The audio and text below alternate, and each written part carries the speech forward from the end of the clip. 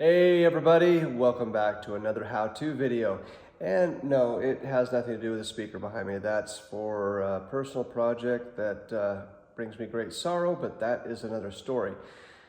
This video, I'm going to show you guys how to pull an intake manifold and do the DOD or the VLOM lifter plate on a Chevy or GMC 5.3 motor from roughly 2007 to 2013. This video also applies for anyone wanting to know how to just pull a truck intake on any Chevy or GMC 5.36062 motor. So it's kind of pretty standardized throughout those years on the truck. So this video should get you through it. I will say a couple mistakes I made in the video. One is I said 4 lifters, I meant 8. I was staring at the VLOM solenoids. I saw 4, I meant to say 8 lifters. You'll see when you get there in that part of the video. But from this point out, as far as the VLOM solenoid plate or DOD plate, whatever you want to call it, is concerned, I'm just going to call it the lifter valley plate from here on out. Just easy for me, that's what I call it. I know it's got a lot of names, but that's what I'm going to refer to in this video. So I'm going to get into that and show you guys how to do a fairly simple job that just takes up about 3 hours of your time if you have decent abilities. Okay guys, today we have a Chevy 5.3 liter. This one's a 2012 model. This is the all aluminum version, and this does have the awesome DOD. No, we're not doing a DOD delete on this. We are actually going to be replacing that DOD valley plate. In order to do that, have to take the intake off. Started this already by pulling the air tube off. This one has an aftermarket air cleaner, but the air tubes are pretty much all the same. Belt's off, 2 bolts are out from the alternator. Gonna undo the alternator connections and lift the alternator out to get out of the way, because it's a lot easier to have this intake to where you can just lift it up a little bit and slide it all the way forward. Next step is going to be undoing most of PCB lines. Few sensors are on top of the motor. Undo this cover right here, or I should say plate that holds the cover in place. And then going to take this wire harness right here and just lift it up off over here and bungee it out of place so it is out of the way from getting snagged on the intake manifold. Little quick tip on this for you guys though, before you put the alternator back in, make sure you knock these spacers forward just a little bit. That way when you go to put the alternator back in, you don't have to pry it and wiggle it in. It'll just drop right in. You put the bolts in. Just don't hit these too hard, because then you'll bust these tabs off, and then you're going to be either welding them back on or buying a new bracket. So you don't want that. So just lightly tap those. They'll move forward a little bit. Alternator goes right in. Purge line's undone. Next step is going to be undoing the electrical connector. And most of these Chevy connectors, you just put a little pressure and pop them out. Some of them, like the injector harness, they're a little bit different, but most of these connectors pop off pretty easy with either a little bit of outward pressure or inward pressure to relieve the catch on those. They pop off. Next step is going to be undoing the fuel lines back there, and also all the injector harnesses. With the injector harnesses on this, there is a green little tab right here, and right here you see. With those, you just want to pop them up slightly, and then you can push the little release, and voila, they're off. So we're going to do the rest of those, which would be 8 in total. I'll be right back. And unfortunately, I forgot my tool from work to undo the fuel line. But fortunately, I'm able to get them off without the tool. It is a pain in the ass.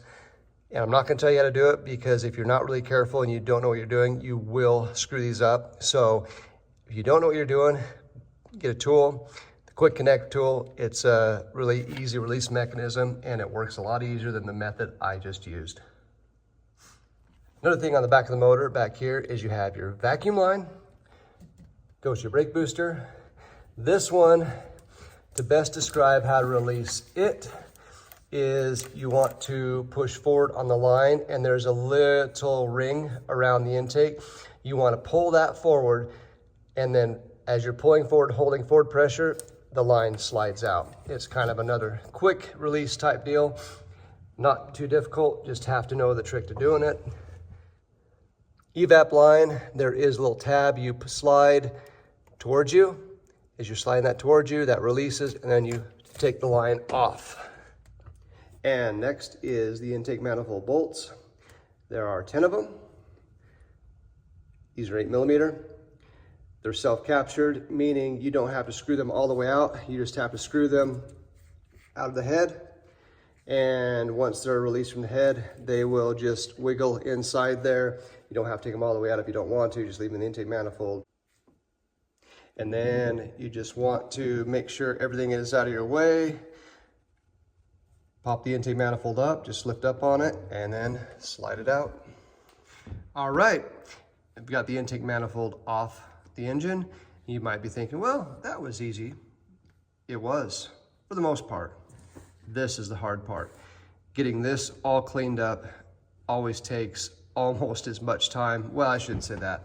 It takes a good 25% of the job time normally to clean up all these surfaces, get it all prepped, ready to go back together. But I want to clean up all these surfaces before I pull this plate.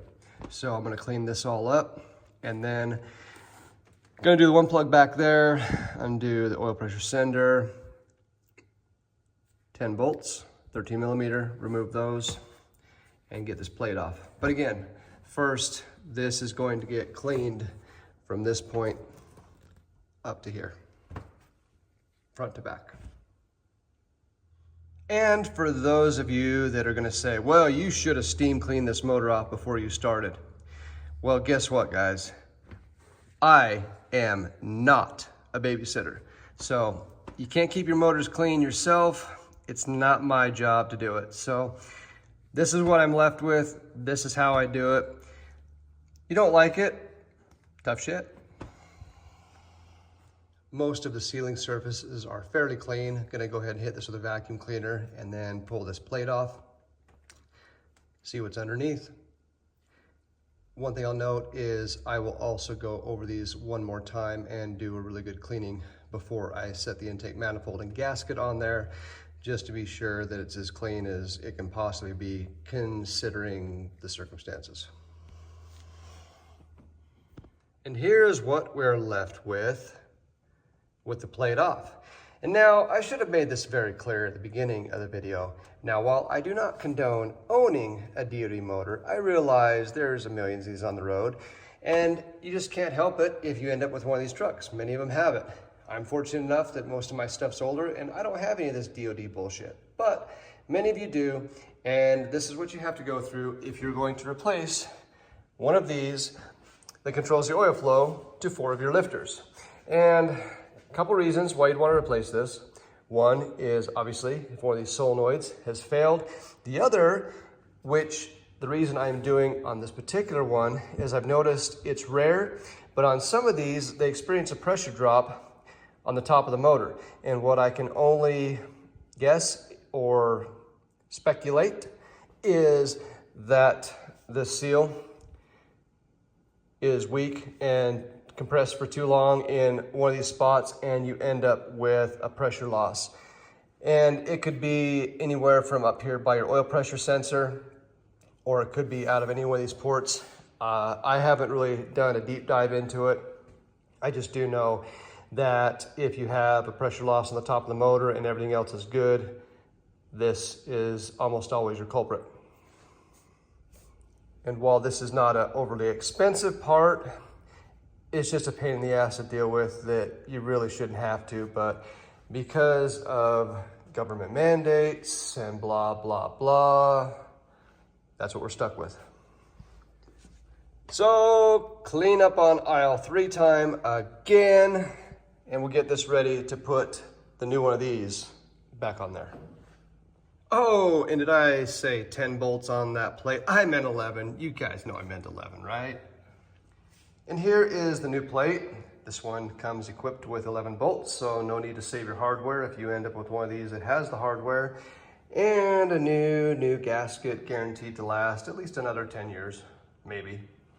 Now I will mention there is also the availability of doing a DOD delete on these motors. However, it is pretty expensive and time consuming because not only do you have to replace this, you have to also replace the camshaft, the lifters, and you have to have your PCM reprogrammed. So, you know, for some of you guys, it's hardcore, that might be an option. But for those of you guys on a budget, you just gotta replace this stupid piece of crap. And I'd actually like to give a thanks to our sponsor of the channel for this episode, which would be Cole. Thanks, buddy, who kept me supplied to monsters and candy to get me through the night. Appreciate it, buddy. At least this surface right through here is all clean. Gonna go ahead and put the valley cover back on, get it torqued down. Torque is 18 foot-pounds, start at the center and work out in a normal pattern. And call me paranoid, but I like to dribble a little bit of oil right there and back there on top of the camshaft, because why not? Ooh, shiny. Don't forget to plug in your harness that controls the solenoids, and also don't forget to transfer your oil sender from the old plate to the new one. Plug that in, or even better, throw a new sensor in there. But just don't forget about those two things before you start putting your intake manifold back in place. Now, speaking of the intake gaskets you use, you can use this factory style that clips to the intake manifold, and there's nothing wrong with those. Used those many times in the past, including on my own stuff. There's also this newer style from Felpro. These actually have a little loop tab that fits over two of the inner head bolts. I also like these as well. I can't really say which one I like better. I like them both. Honestly, just because these are metal and rubber versus plastic, I'd have to say I like these better. They are more money. One thing, if you're using these kind, just be certain of one thing, and that's make sure that your bolts are clean of all debris. Scrape those out, vacuum them out, and when you put these on, make sure you press down against both bolts and make sure these are seated all the way down. Because I've seen that before where people don't do that, and then you have problems either with alignment or even getting your bolts in here. So just make sure those are seated all the way if you're using that style. Okay, the intake manifold is set in place. Bolts are started, just have to tighten those all down. Torque them to 44 inch-pounds the first pass, and the second pass 89 inch-pounds, working from the center out in a standard pattern. Pretty much for here, it's just reversing everything else, guys.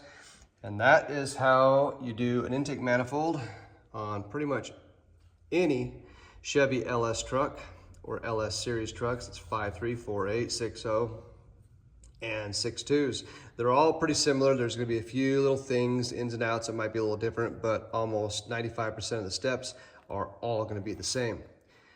This is for pretty much 1999 all the way up to 2013 when they discontinued the LS and went with the super awesome LT motor.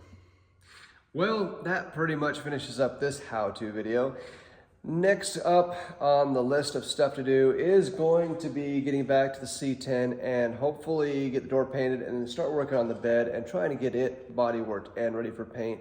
And then also, hopefully soon, like to get a video on the plating process as well for plating some of those small parts that are gonna go on the C10. And also, yeah, I know guys, I need to get a mic because the echo in the shop is, it's pretty bad. So apologize for that, but I'd like to say thanks for sticking with me and thanks for watching as always. And till next time, we'll see you guys later.